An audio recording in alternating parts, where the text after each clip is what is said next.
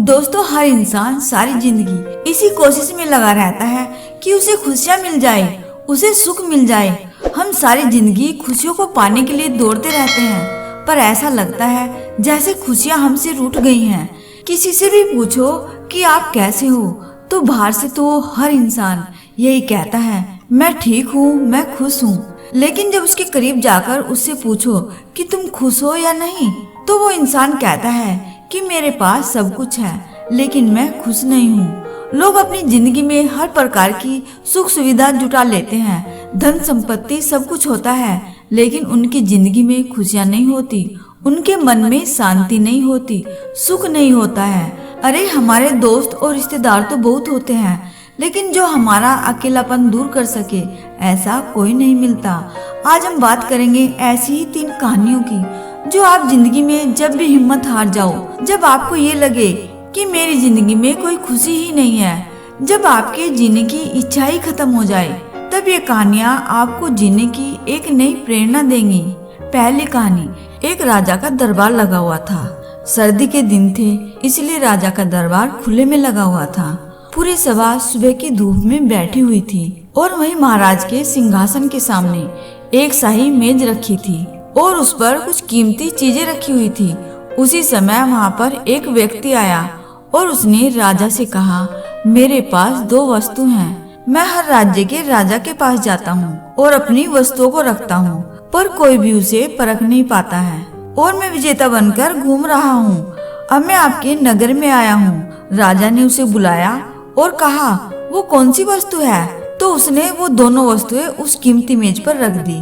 वो दोनों वस्तुएं बिल्कुल समान आकार, समान रूप रंग और समान प्रकाश, सब कुछ बिल्कुल एक समान था। उससे राजा ने कहा, ये दोनों वस्तुएं तो एक हैं। तो उस व्यक्ति ने कहा, हाँ, देखने में एक जैसी लगती हैं, लेकिन दोनों बिल्कुल अलग हैं। इनमें से एक बहुमूल्य हीरा है और दूसरा कांच का टुकड़ा है, लेकिन देखने में एक जैसी लगती हैं, इसलिए आज तक इन्हें कोई परख ही नहीं पाया है। अगर कोई परख कर बता दे कि इनमें से हीरा कौन सा है और कौन सा कांच है, तो मैं हार मान जाऊंगा और ये कीमती हीरा मैं आपके राज्य की तिजोरी में जमा करवा दूंगा। लेकिन शर्त यह है कि अगर कोई भी इसे पहचान नहीं पाया, तो आपको इस हीरे की जो कीमत है वो मुझे देनी होगी। राजा ने कहा, मैं तो इसे नहीं परख सकूंगा। राजा के जो मंत्री थे, वजीर थे, सभासद थे, सबने उसे परखने से इनकार कर दिया, क्योंकि अगर किसी ने गलत उत्तर दिया, उससे राजा की प्रतिज्ञा गिर जाएगी, राजा का मान भंग हो जाएगा। कोई भी व्यक्ति उनके अंतर को परख नहीं पाया। थोड़ी देर में वहाँ पर एक हलचल सी हुई और एक अंधा आदमी हाथ में लाठी लेकर उठा। उसने कहा, मुझे महाराज के पास लेकर चलो। मैंने सारी बातें सुनी हैं और ये भी सुना है कि कोई इसे परख नहीं पा रहा है, तो एक अवसर आप मुझे भी दो। इसलिए एक आदमी के सहारे वो राजा के पास पहुंचा।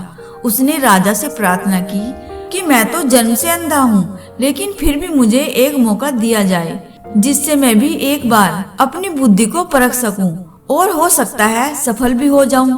और यदि सफल न भी हुआ तो आप तो वैसे भी हारे हुए हैं। राजा को लगा कि इसे अवसर देने में क्या हर्ज है। राजा ने कहा, ठीक है। तो तब उस आदमी को दोनों चीजें छुआ दी गई और पूछा गया, इनमें से हीरा कौन सा है और कांच कौन सा है, यही तुम्हें परखना है। उस आदमी ने एक क्षण में बता दिया, ये हीरा है और ये कांच है। जो आदमी इतने राज्यों को जीत कर आया था, वो नतमस्तक हो गया और बोला, आपने बिल्कुल सही पहचान की है, धन्य हो आप। ये हीरा मैं आपके राज्य की तिजोरी में दे रहा हूँ। सब बहुत खुश हो गए और जो आदमी आया था वो भी बहुत प्रसन्न हुआ कि कम से कम कोई तो परखने वाला मिला। उस आदमी ने, राजा ने, सभी लोगों ने उस अंधे व्यक्ति से पूछा कि तुमने कैसे पता किया कि कौन सा कांच है और कौन सा हीरा? तब उस अंधे आदमी ने कहा कि सीधी सी बात है, हम सब लोग धूप में बैठे हुए हैं, मैंने दोनों को छुआ, जो ठंडा था वो हीरा था और जो गर्म हो गया वो कांच था। दोस्तों, ये कहानी हमारी जिंदगी से जुड़ी हुई है। हमारी जिंदगी में भी ऐसे ही दुखों की, तकलीफों की और परेशानियों की धूप पड़ती रहती है, लेकिन उन सारी तकलीफों में भी जो इंसान ठंडा रहता है, जो इंसान खुश रहता है, वो इंसान हीरे के समान होता है। लेकिन जो इंसान दुखों के आ जाने पर एकदम घबरा जाता है, दुखी हो जाता है, टूट जाता है, गर्म हो जाता है, वो इंसान कांच के समान होता है।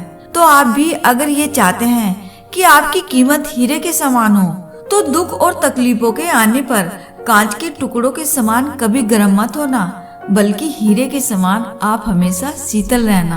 अब दूसरी कहानी। दोस्तों, एक धनी महिला अपने मनोचिकित्सक के पास गई और बोली, डॉक्टर साहब, मुझे लगता है कि मेरा पूरा जीवन बेकार हो गया है। इसका कोई अर्थ ही नहीं है, कोई खुशी ही नहीं है।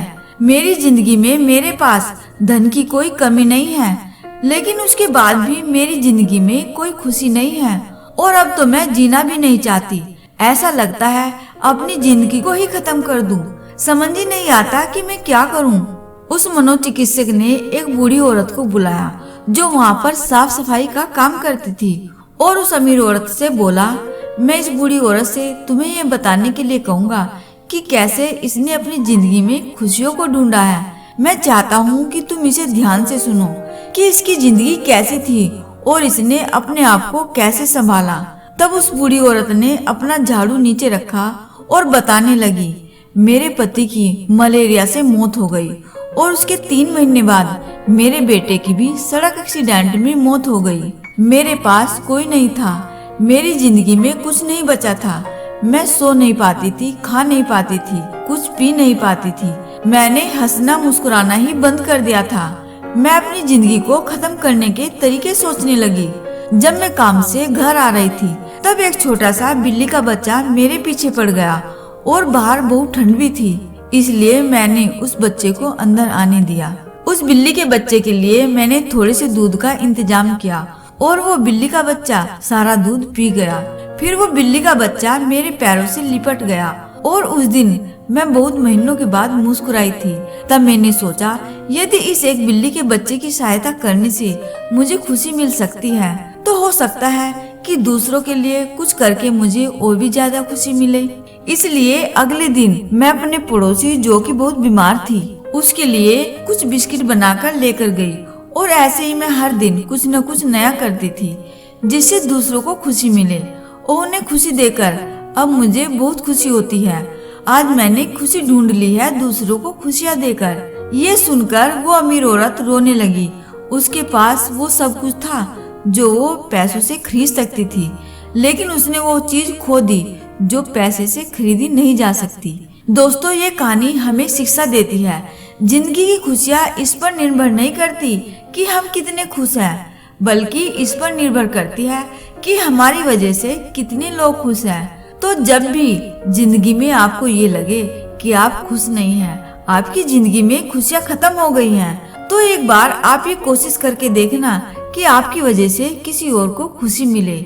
विश्वास रखना, जब आपकी वजह से किसी और को खुशी मिलती है तो आपकी जिंदगी में अपने आप खुशियाँ आ जाती हैं। दोस्तों, कई लोग कहते हैं कि जब हम पक्षियों को दाना खिलाते हैं उससे हमें बहुत खुशी मिलती है, और कई लोग कहते हैं कि जब हम किसी कुत्ते को या गाय को रोटी खिला देते हैं, किसी भूखे को खाना खिला देते हैं, किसी जरूरतमंद इंसान की मदद करते हैं, उससे हमें बहुत खुशी मिलती है। वो कहते हैं ना, गम बांटने से कम होता है और खुशियाँ बांटने से बहुत ज्यादा बढ़ जाती हैं। तो अगर आप भी अपनी जिंदगी में खुशियाँ पाना चाहते हैं तो इन खुशियों को दूसरों के साथ बांटना सीखिए। अब तीसरी कहानी।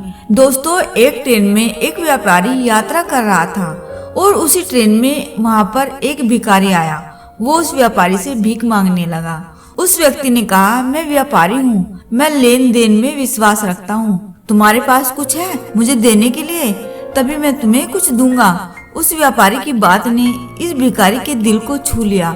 उसने मन में ये निश्चय कर लिया कि जब भी कोई व्यक्ति मुझे भीख देगा तो बदले में मैं भी उसे कुछ न कुछ दूंगा। वो बहुत सोचने लगा कि मैं लोगों को क्या दूं, और तभी उसकी नजर एक बगीचे में लगे फूलों पर गई। वो वहाँ से कुछ फूल तोड़ कर लाया और जो भी इंसान उसे भीख देता बदले में ये भिखारी उसे फूल देने लगा। एक दिन वही व्यापारी उस ट्रेन में मिला तो भिखारी ने उससे कहा, आपने मुझे पिछली बार कहा था कि अगर तुम मुझे बदले में कुछ दोगे तभी मैं आपको कुछ दूंगा। तो आज आपको देने के लिए मेरे पास ये सुंदर फूल है। दोस्तों, वो व्यापारी उस भिखारी से फूल लेता है और उस भिखारी को अच्छी भीख देता है और भिखारी से कहने लगा, आज तो तुम भी मेरी तरह एक व्यापारी बन गए हो। उस व्यापारी की बात को सुनकर वो भिखारी मन ही मन बहुत खुश हो गया और सोचने लगा, अब तो मैं भी एक व्यापारी हूँ, क्योंकि व्यापार में यही होता है कि हम किसी को कुछ देते हैं और बदले में हमें कोई कुछ देता है। दोस्तों, अब तीसरी बार ये भिखारी और वो व्यापारी एक ही ट्रेन में जा रहे थे, लेकिन अब भिखारी बहुत सुंदर लग रहा था, उसके कपड़े भी अच्छे थे। उस भिखारी ने व्यापारी से पूछा, क्या तुमने मुझे पहचाना? उस व्यापारी ने कहा, मुझे नहीं पता तुम कौन हो, मैं तो तुमसे पहली बार मिल रहा हूँ। तो भिखारी ने कहा, ये हमारी तीसरी मुलाकात है।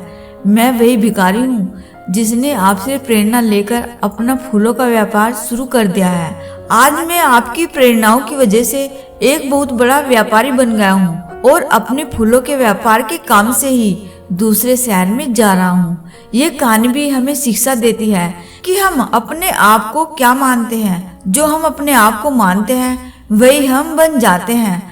अगर आप सारी जिंदगी दिन दुखी बनकर रहते हैं, खुद को एक दुखी इंसान मानते हैं, तो दुख हमारा पीछा कभी छोड़ते ही नहीं। दोस्तों, अगर हम अपने आप को भिखारी मानेंगे तो हमारा स्वभाव भी वैसा ही हो जाएगा, और अगर हम अपने आप को एक सफल और खुश इंसान मानेंगे तो सफलता और खुशियाँ हमारी जिंदगी में अपने आप आ जाएगी। याद रखना एक बात, आपको वो नहीं मिलता जो आप चाहते हो, आपको वो मिलता है जिसमें आप विश्वास रखते हो, जो आप मानते हैं। अभी आपके ऊपर है कि आप क्या चाहते हैं। अगर आप अपने आप को ऐसे ही दुखी इंसान मानते रहेंगे तो दुख से पीछा कभी छूटेगा नहीं, और अगर आप अपने आप को एक खुश इंसान मानेंगे तो विश्वास रखना आपके सारे दुख दूर हो जाएंगे और आपकी जिंदगी खुशियों से भर जाएगी।